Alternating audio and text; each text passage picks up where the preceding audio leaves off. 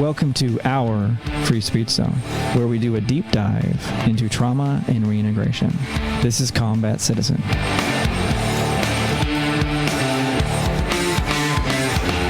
Welcome back to the Combat Citizen Trauma and Reintegration Podcast. I'm your host, Ryan Stanton. So thank you very much for joining.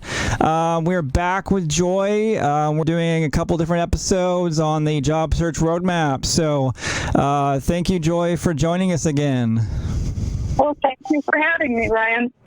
We're just going to go straight right into the job search roadmap and the section of the Build Your Network. So so let's just start off with the importance of social networks and also networking in a sense too. So I'm just going to read the first section and then let's see what we can do with that. So the first section of it says build your profile on social networks. Be sure that they match and that you do not show and tell things that employers are not looking for on any of the sites you choose to use, and keep it professional wherever you are, and talk slower than I'm doing right now. All right, anyways. So thank you, Joy. So, so I'm just going to hand it over to you here, Joy. Thank you, Ryan. You're welcome. All right, what that people do is they'll have a different profile on Facebook than the one that they have on LinkedIn. And sometimes they'll have conflicting information. One of the veterans I worked with a while ago had never heard of LinkedIn, and I gave him some pointers on how to get on there. And one of the things I said was, it's really important for you to have a professional picture there, because people will respond better if they see what you look like. So he called me up and he said, "Okay, Joy, I finished my LinkedIn profile. Check it out." And I went and looked, and his LinkedIn profile picture was him in a pair of overalls with no shirt and a beer in his hand. Oh, no. It's probably not what you want to do. No, that's way over professional. Sorry, way under professional. So then he went to the kind of photograph you can get with really bad lighting in front of your computer with him in a suit. And he looks quite grumpy. You know, where when people look at it, they're just like, "Yeah, I don't want to work with you. I'm afraid." Yeah, no, totally. So you need to put a lot of thought into how you present yourself. One of the things that people will do sometimes is they'll say as a tagline for their profile, "seeking work." Like, no, don't say that. For a while, a lot of employers were posting, "unemployed need not apply." Need not apply, and that was just so offensive to me.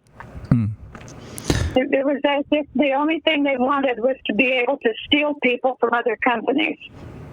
And they figured anyone who was unemployed, whether it was a reduction in force or they hadn't found a job yet after getting out of the military, to them that was a loser and they didn't want to have anything to do with them.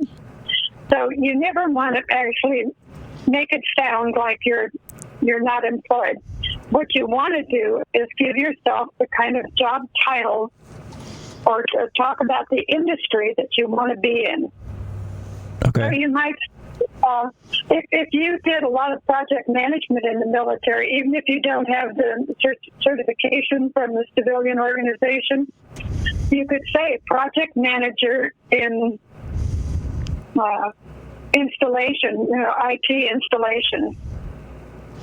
Okay. So you claim what you want to be, that you are qualified to do, and make sure that people view you in the right way.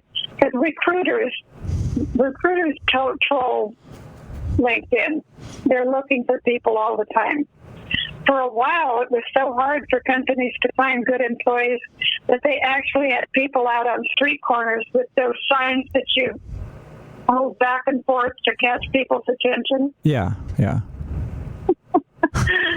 And that was kind of extreme. It's not that way right now, because a lot of people are being let go with COVID. But the people who are finding work are the ones who use the resources well. The same fellow who posted himself in overalls with a beer in his hand, he decided, and at one of the worst possible times, to take a class in construction estimating. And construction was almost dead at the time. And I thought, well, all right, we'll see how this goes. Mm. We focused a lot of attention on his LinkedIn profile, his Facebook profile, his resume, on everything he had that applied to construction estimating. Okay. So when he graduated from that school, he was actually the only one who got hired immediately. Oh, wow. And he stayed in that job until he decided that he was fine with his pension from the military and his disability, and would just retire. But it made such a difference because he graduated with a whole group of people who maybe even did better in the class than he did. But he was the one who was able to say, here are all the things I've done that apply to the kind of work. Not just I got a certificate, but I actually have done this kind of work. Sure. So those are the things, that's how you want to present yourself on all of this. And you want to be extremely careful about who you connect to. I mean, you're there to connect with people. You're definitely not trying to find ways to divide yourself from people. So you don't bring up politics. You don't argue about religion. Right. You don't rave about anything. You are part of the United States, not part of the untied states. I absolutely love that. That is really you cool. want yourself that way. You know, you want to make sure that people see you as someone who is going to fit into their team, not as someone who is going to try and stir up problems. Okay. So that's one of the really important things. And then you need to watch out for predators. I mentioned recently to you on a different call that I had received this message from someone who wanted to connect on LinkedIn. And she says, "Hi, I hope this note finds you well. As you may know, I am leveraging LinkedIn to grow my network. Please accept my connection and explore opportunities together for mutual benefit." Well, of course, I don't know what she's doing because I don't know her at all. Sure. And this is an example of a predator. What she wants is to connect and be able to just do the same thing with everyone in my network. So she's going to spam everyone I'm connected to if I connect with her. When I see this and I see that we have one connection who is someone I took a chance on, Mm-hmm. then within a matter of days, I see two other people who are just like her, and it's the same connection. I ignore all of their invitations to connect, and I disconnect with that person who has set me up for this. I wouldn't have thought of that before talking to you, that happens. It's your thing. And of course, you have to appreciate people's initiative. You know, they're out there, they're trying to get business. But don't let yourself just be a notch on a bedpost. Sure. You know, I just have a quick story on that we were talking about. So I've had people reach out to me because of my LinkedIn profile for the podcast, and I actually had a guy that reached out to me and said something about was it great connecting with you. I had a look through your profile and it stood out to me. I'm currently involved in an entrepreneurship venture that allows you to run your own online business and so on. And I was talking about how you wanted to, look for ambitious, accountable, and like-minded individuals with the entrepreneurial mindset to grow with and ultimately partner with. And if you're interested in diversifying your income and building yourself a passive income, I would like to arrange a call with you. So I didn't really respond except for about a couple days later from that message. And I'm thinking about it, I'm like, okay, so what does this guy want? Because he's not I don't know. It just felt weird to me. I said, okay, so thank you for the message. I'm curious what part of my profile stood out to you, and how did that lead you to think I would be interested in an entrepreneurship venture? I said, the reason why I ask you is that I do a podcast, and just curious how you were thinking about what you were working on would meld with my podcast, right? And I haven't received a response from him. That was like 2 days ago. And that's excellent. I mean, you actually took advantage of the opportunity and might have learned something. But of course, he's just trying to sell something. No, exactly. Well, and it's funny because I actually looked, and it's not still sidebar, but I actually noticed that he had almost immediately after saying that message, I got a notification saying that my profile had been viewed by that guy.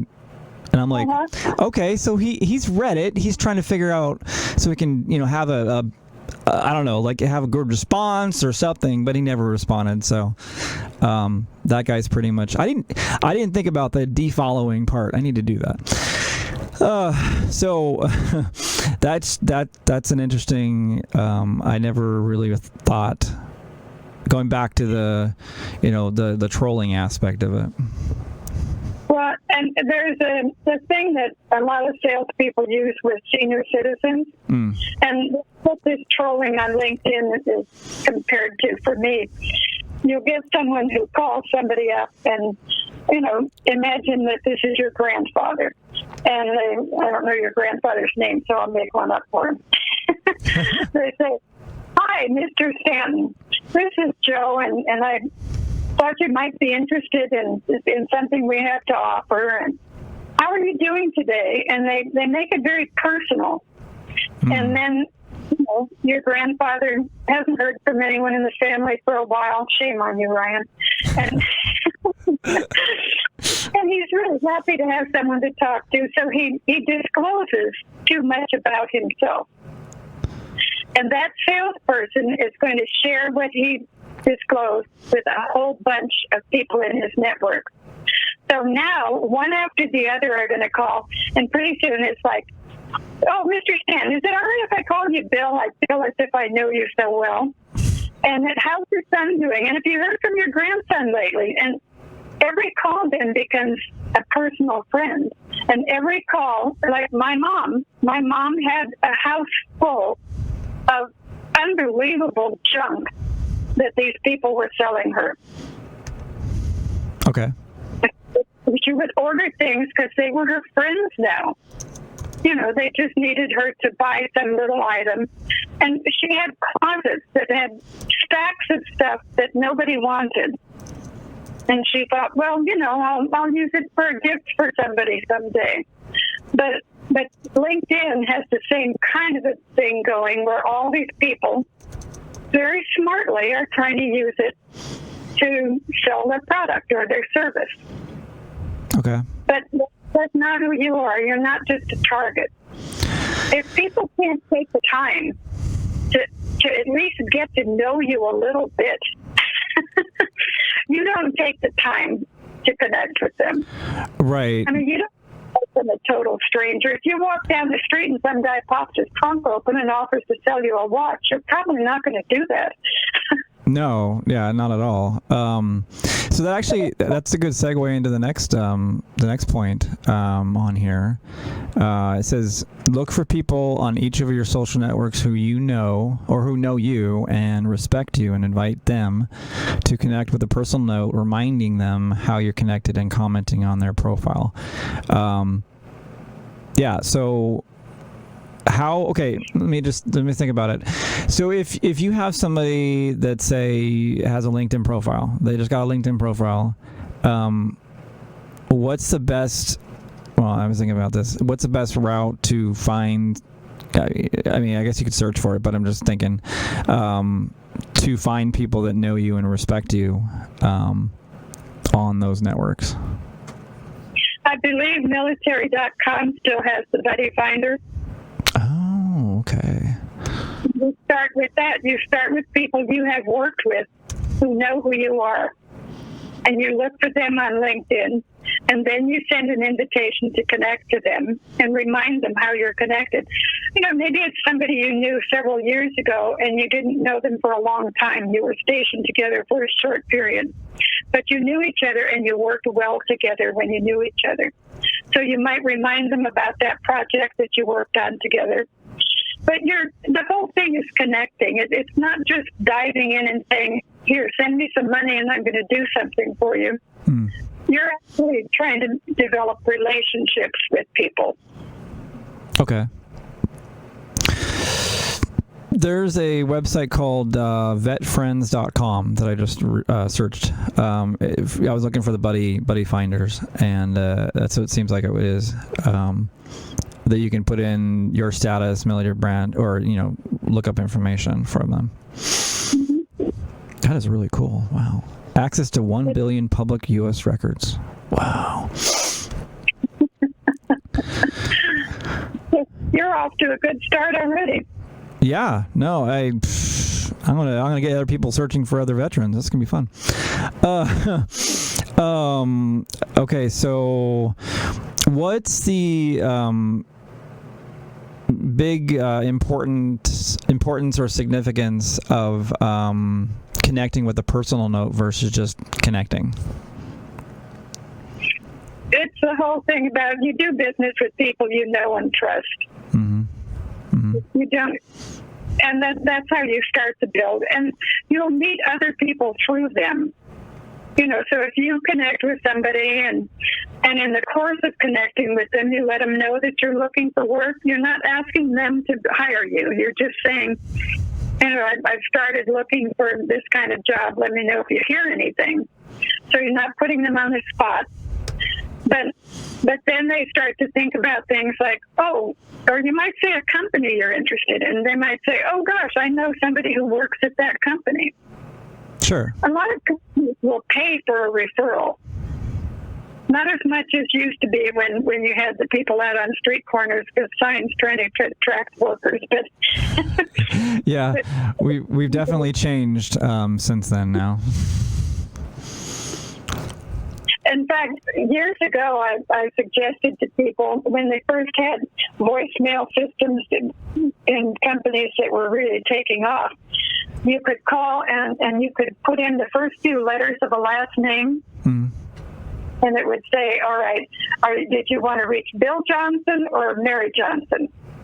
And you just pick one of them, and you could leave a message. If you knew it was a company that paid for referrals, you could leave a message, and you could say, hi, my name is Brian Stanton, and I believe that I'm qualified for this type of position at the company you work for. If you would be interested in referring me, I would be happy to meet with you and let you know what I have to offer. And if this person might get $1,500 for a good hire, sure, it would be likely that they would do that. Interesting. You're not going to say, meet me at the Walmart parking lot at midnight.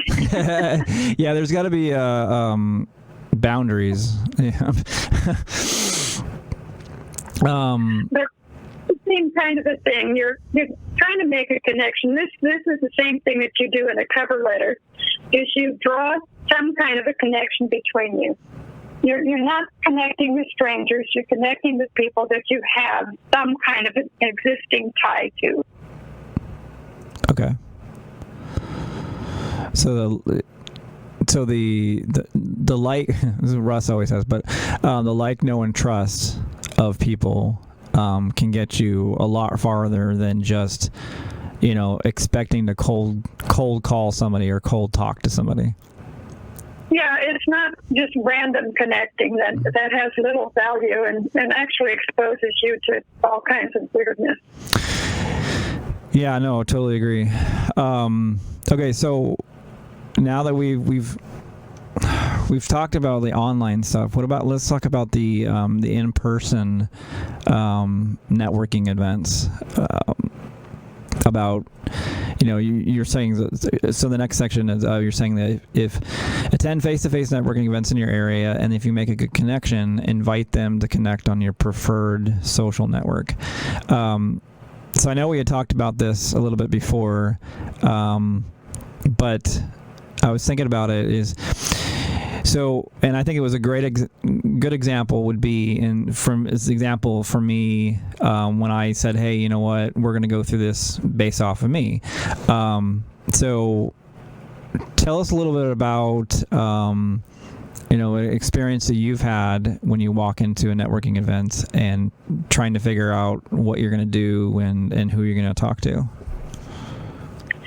My first networking event, I paid $50 to go to this event because I knew how important it was if I was thinking about being in business for myself. And it was local. I figured I would see somebody I knew. I was wrong, and I fled in terror. So that was not a really good networking start. I bet. And of course, we can't really do very many face-to-face networking events right now. And I have a whole presentation based on how you work a social face-to-face kind of event. Mm-hmm. One of the things you do is you can move around the room and you can hear a topic that interests you. And if the group doesn't seem like they're closed ranks, you kind of step in and wait until you have something of value to add to the discussion. Okay. When you first begin, you might say hi and smile at people, and then be a listener. And when people see that you're a listener, people like listeners. They like to have people listen to them. And they're more likely to allow you to talk to them if they feel like you had some interest in them. A friend of mine did a whole book on being interesting by being interested. Okay, yeah. So that's what you're doing. You move around the room. You find things that interest you discussions that are going on. If the group looks like they're open to somebody moving into their space, you move into the space nicely and in a friendly way. And then you just wait until you have something of value to offer. Oh, okay. Now, because everything is online, there are some meetups and other things where they have breakout rooms, and you're able to do a little bit of that, where you can talk with other people. And that's kind of a fun thing to learn, is the breakout rooms. You'll get some people in breakout rooms who won't stop talking, and if the breakout room is 15 minutes and they talk, a lot happened for the other people. And you can leave. I think hop in. I think that's the one where you can move in and out of rooms rather than be stuck in a room. Yeah, I would think I would want to be mobile in that situation as much as I could. Yeah, as a hop-in, we just have tried that recently with the group that I'm in.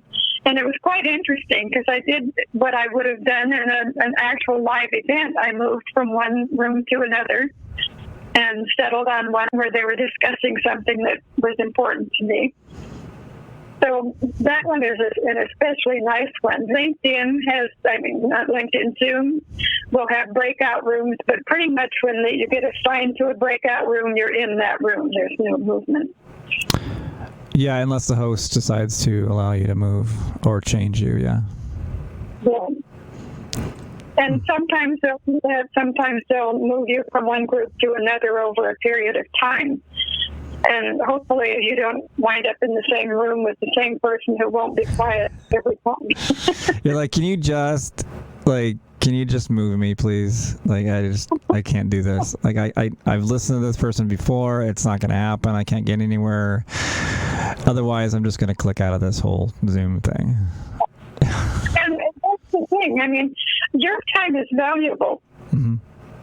If you're not getting value out of something, move on.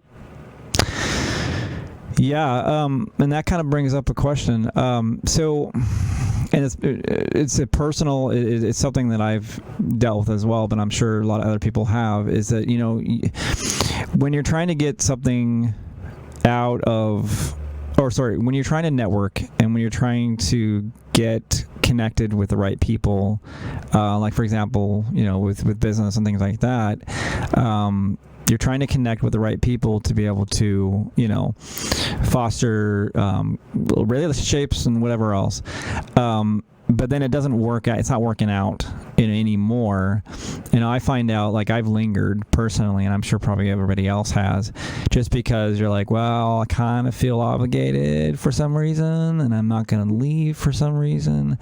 But, like, what is, in your opinion, what is the easiest, what is the easiest thought process, or just the idea of, okay, I need to leave, like I need to be done, instead of just lingering for no reason?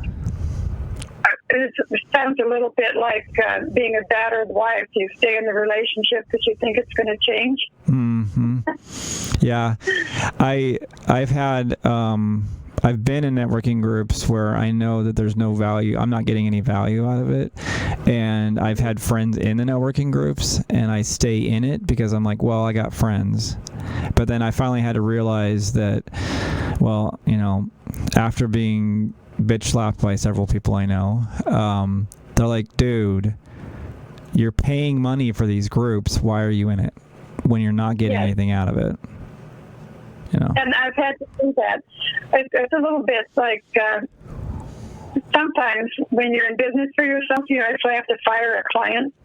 I've done that. It's fun. Not really. You wind up with them taking 80% of your time, and it's the 80-20 rule, and they only provide 20% of the benefit that maybe the other people are providing. So you have to really weigh those things. Is the amount of time I'm investing in this, am I getting a return on that investment? And it should be a mutual thing. If you're going into a networking group, and you're offering value to the other members, somebody says, gee, I need to meet someone at this company, and you say, oh, I know someone, let me introduce you. But it never comes back. A lot of people say the whole idea is giving, and you give, and then you will receive. Well, sometimes you give and you don't receive. Sure. And you need to weigh that. And that's... I had one group that was terribly expensive, and I really liked the fellow who started the group. I had known him for a long time, and I thought that and I loved some of the people in the group, but there was absolutely no benefit for me at all. At every meeting, I had some kind of value to offer to each person in the room, and none of it came back. So I had to say, all right, is this worth almost $300 a year for me to stay with this group? But in fact, I can stay connected with those people on LinkedIn. We can keep in touch. Sure. But it is not worth my time and money to be part of the group now. So, and that kind of brings up a thought. So when for the longest time, I've been in a bunch of networking groups, and then everything happened with COVID and whatnot, and then everything was online, or not everything. Everybody was struggling, and eventually everybody struggled to get it on, like all these networking groups online. And my biggest thing, and it kind of goes back with the in-person stuff, was that the original getting everything online, there were no breakout rooms, it was just a bunch of, 20, 30, 40, 50 businesses, just, doing the same thing that they were in person, but then it lacked that ability to network and to really, sound interested in a conversation after, the main event of the networking. And anyways, I'm sure probably a lot, and I ended up personally getting out of a lot of groups because I'm like, well, it's not really serving me anymore. I'd rather have I'd rather not necessarily have the in-person, but I'd rather have the networking aspect and the face-to-face conversations, or even if they did it, in the breakout rooms, that kind of stuff too. But at that time, it wasn't. So I'm not necessarily savvy on these whole breakout room things yet. But I don't know. I just felt like my time was more valuable being in front of a person, or at least being able to do those, 5-10 minute conversations versus listening to people that are trying to talk over the top of each other. Yeah. Now, one of the things with Zoom, you have the chat. Yes. And at one meeting, a fellow said something that was really interesting to me, and I wanted to know more. It sounded like there was potential for us to partner on a project that I'm trying to get off the ground. But I wasn't sure. So in the chat, I sent a separate message to only him, and we connected, and if I can get funding, we will be partnering on a lot of different things. Cool. So you can use the chat to get a little bit of that person-to-person thing going.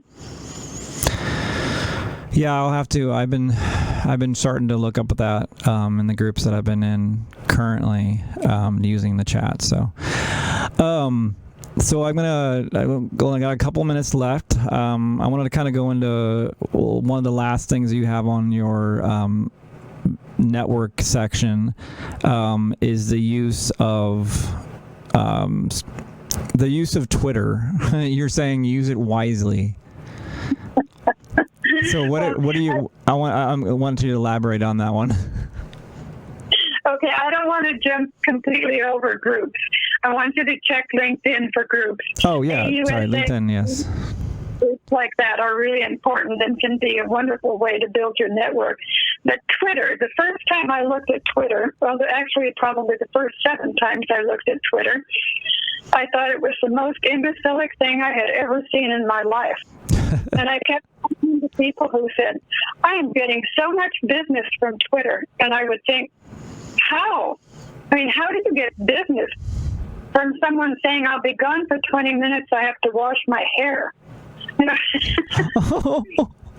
Okay. But then I started to hear some stories that made it make sense to me. I mentioned Jason Alba and his jibber jobber to you before. Yes. Jason Alba started posting things on Twitter that were sensible, business-related kind of things. And he mentioned that he was going to be in California in the Bay Area on a certain date and wondered if there might be some people who would be interested in meeting for lunch. Well, I put that out to my network, and 30 of us met with him for lunch. Oh. And just a spontaneous thing, and it wound up being really a lively, dynamic meeting for all of us. And almost everyone in that group is still connected with him years later. Sure. Another fellow had a thing called Harrow. It was Help a Reporter Out, and it still exists, but he let go of his ownership of it. The idea is that reporters reach out to experts on different topics, okay, and you can look at it every day. You sign up, you look at it every day, and if you see something where you have expertise, you can get in touch with that reporter. There's always a deadline. Sometimes the deadline is ridiculous. It'll be like 2 o'clock this afternoon, and it got posted at 10 in the morning. Other times, it'll be a few days where you have that opportunity window still open. And that can lead to some amazing things. For that particular fellow, he wound up flying with the Blue Angels because of his tweets. Oh, that's really cool. He would say, I'm going to be at the Atlanta airport and I have a 3-hour layover. I'll be in this restaurant if anybody just wants to hang out for a while. That seems like a more worthwhile use of that platform than, say, random, I'm going to go wash my hair. Yeah. My cousin posted on Twitter that she was in marketing. She posted, we'll be at the Frankfort, Kentucky trade show on this date.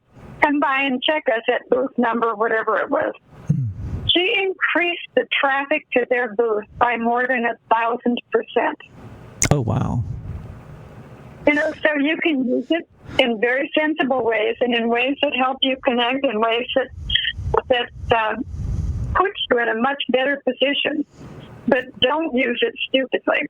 Sure. And it's, layovers at airports, usually you're just sitting there wishing that you could get out.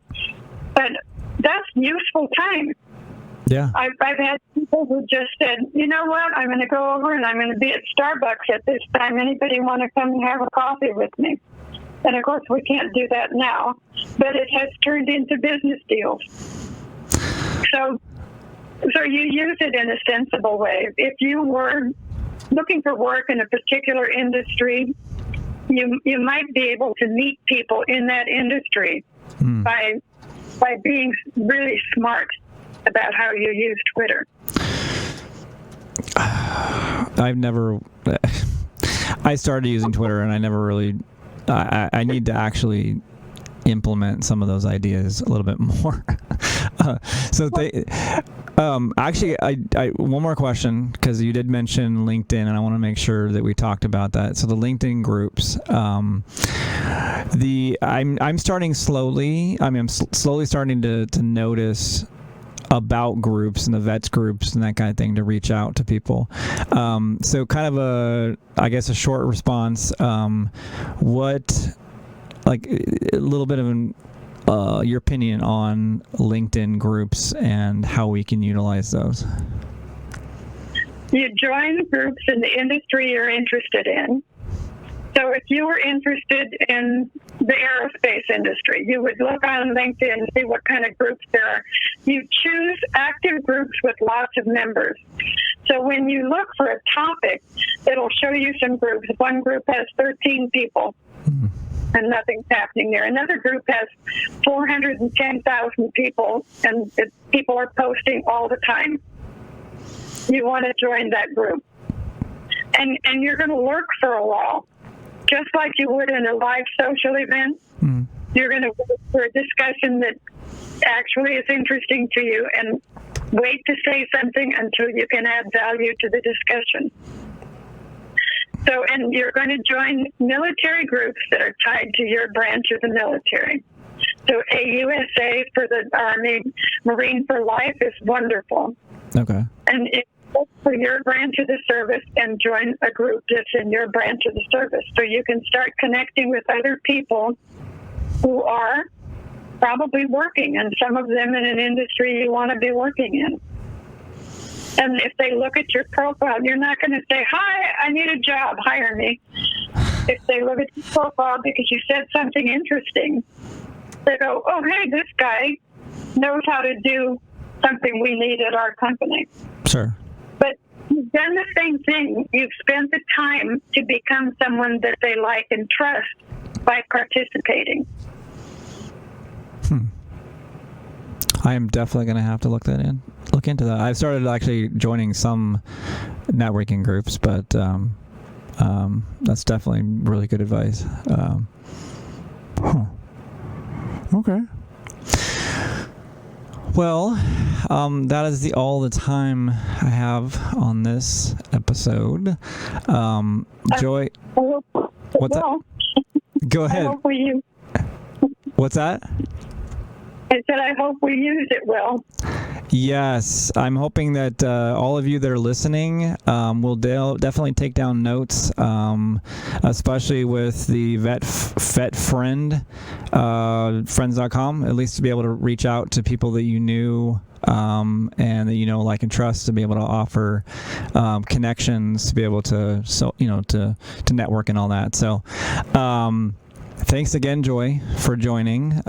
So, everybody, the next episode is actually going to be on the Create Your Job Search Management file. I'm really looking forward to hearing about that and what that entails. So, thank you again, Joy. Really appreciate you joining us regularly to be able to dive deep into the transition process that veterans have going from military to civilian. So thank you for the opportunity, Ryan. Yeah. And I just wanted to give a shout out to our sponsors, BattleBox. They are wonderful. Being able to have a carrying case for any of your essential oils or anything else is a great way to be able to transport in a safe and secure manner. So you can reach them at battlebox.co, or you can also look them up on Facebook. They are your Battle Box. So thank you again, everybody, for joining us, and just make sure to like, subscribe, and also share. We're also on YouTube as well as all your major networks. So thank you again. I'm Ryan Stanton, your host, and this has been the Combat Citizen Trauma and Reintegration Podcast. Thank you.